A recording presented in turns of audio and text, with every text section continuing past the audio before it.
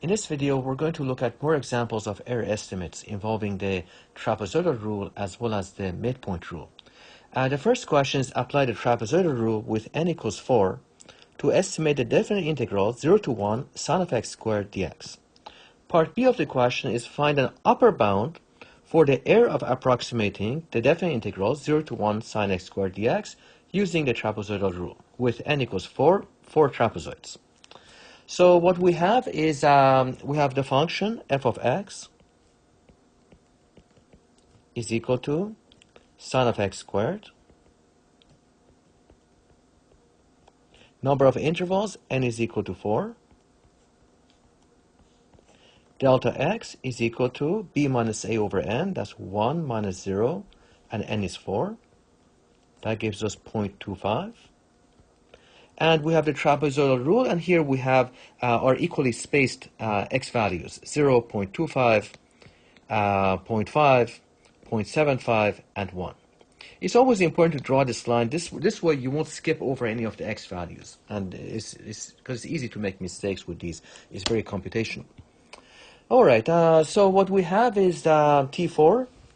T4 is equal to delta x, that's 0.25. Divide by 2 times, and the function is f of x is sine of x squared. That's the integrand. The integral, of course, is integral from 0 to 1 sine of x squared dx. So we have sine of 0 squared plus 2 times sine of 0.25 squared plus 2 times sine of 0.5 squared plus 2 times sine of 0.75 squared plus sine of 1 squared. If we plug this into a calculator, we get T4 is equal to approximately 0.315975. So the trapezoidal rule approximation to the integral 0 to 1 sin of x squared dx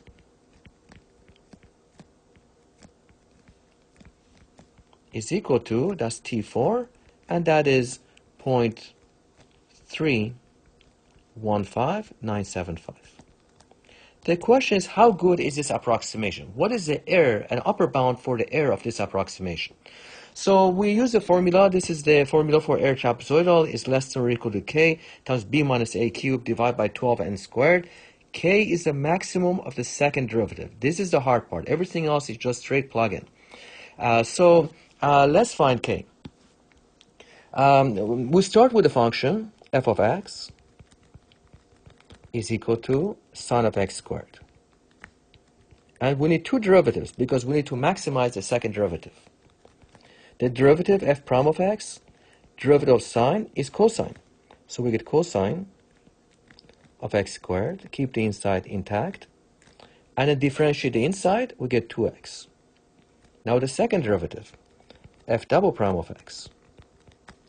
Derivative of cos is minus sine, keep the inside intact, times derivative inside is 2x, and multiply by this 2x because of the product rule. Plus, keep the first one the same, cos of x squared, times derivative of 2x, that's 2.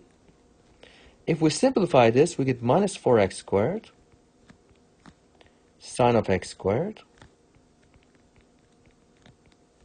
plus 2 times cosine of x squared. Our goal is to find the maximum of this second derivative on the interval 0 to 1. So the absolute value of f double prime of x is equal to absolute value of minus 4x squared sine of x squared plus 2 cos of x squared. And this is less than or equal to absolute value of minus 4x squared times absolute value of sine of x squared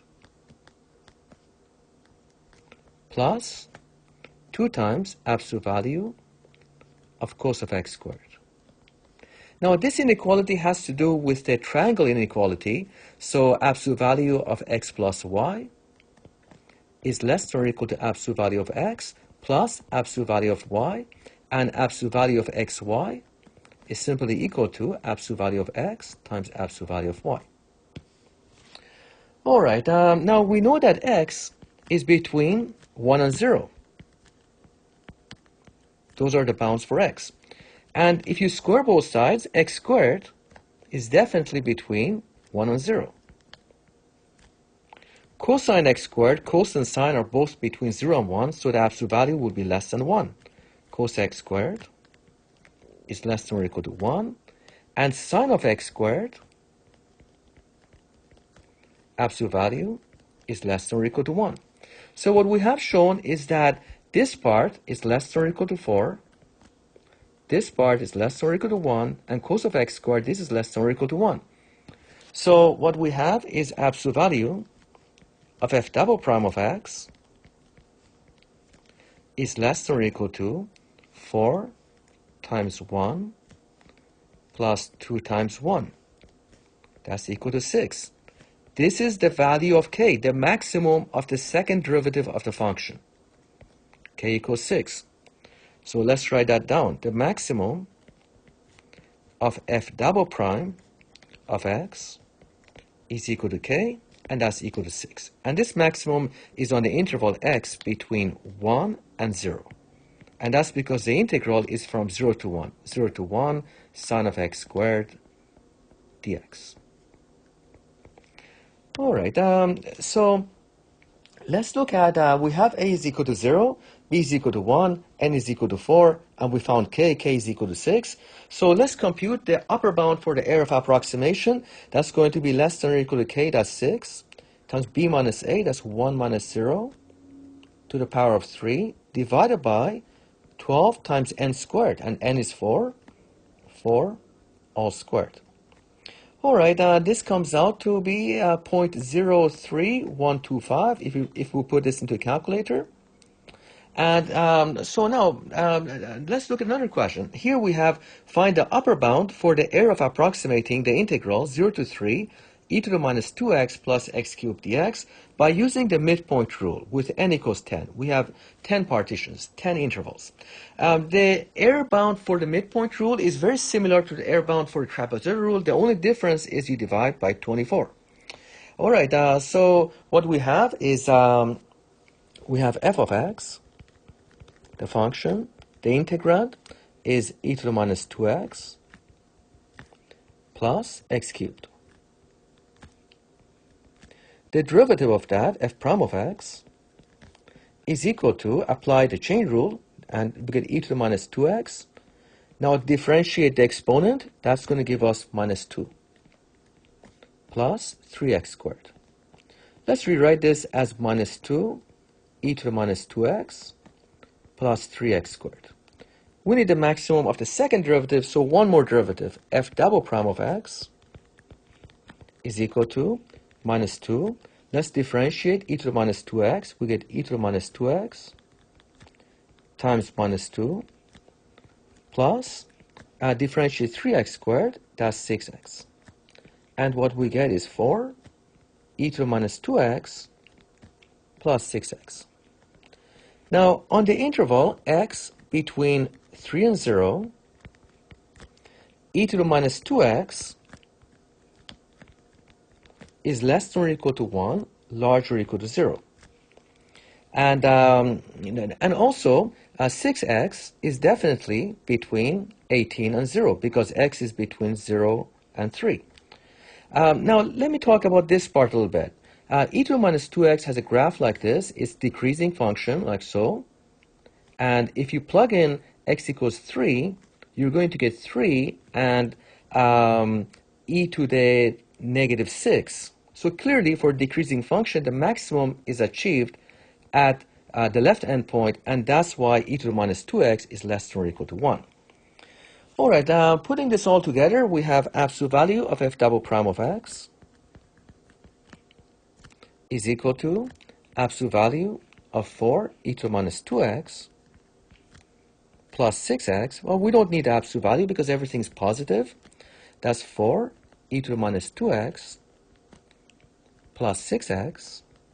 And we showed that e to the minus 2x is less than or equal to 1. So we get 4 times 1. And we also showed that 6x is less than or equal to 18. That comes out to 22. This is the value of k. So k, which is the maximum of the second derivative f double prime of x for x between 0 and 3, this is equal to 22 for x between 3 and 0. Now we can apply the formula. So what we have is, we have k is equal to 22. We found k is 22, the maximum of the second derivative. That took some work. A equals 0, the lower limit of integration. B is equal to 3, the upper limit of integration. And the number of intervals was given to be 10. Okay, so let's apply the formula. The error midpoint absolute value is less than or equal to k, which is 22, times b minus a, that's 3 minus 0, to the power of 3, divided by 24, times n squared. And the sample size, I should say the number of partitions, is n. The number of partitions is 10. So that's 10 all squared. That's the number of intervals. So if we simplify this, put this all into a calculator, we get EM is less than or equal to, what will the answer be? We'll get 0.2475. This is the error of approximation. It's the upper bound on the error of estimating the definite integral. All right, thank you.